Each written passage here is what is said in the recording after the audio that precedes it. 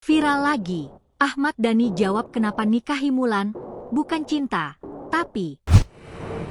Sebuah pernyataan lama Ahmad Dhani kembali viral di media sosial.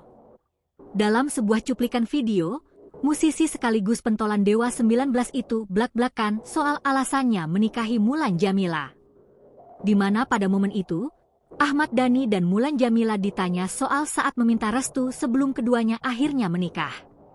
Dan ya, jawaban mengejutkan justru terlontar dari mulut Ahmad Dhani.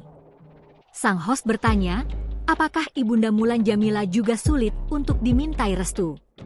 Dan ya, lagi-lagi kali ini Ahmad Dhani mewakili Mulan untuk menjawab. Dari bunda gimana? Tanya sang host. Daripada gak laku-laku ya udah gitu aja, terima aja, jawab Ahmad Dhani yang langsung mengundang gelak tawa. Pernyataan itu sontak menuai reaksi dari netizen. Banyak yang tak menyangka Dhani seterbuka itu membahas alasannya menikahi Mulan, yang sebelumnya merupakan rekan satu grup di Ratu bersama Maya Estianty, mantan istri Dhani. Klip video ini kembali ramai setelah muncul dalam konteks Mulan yang kini aktif di dunia live shopping bersama sejumlah selebriti, termasuk Ruben Onsu. Download Tribun X sekarang, menghadirkan lokal menjadi Indonesia.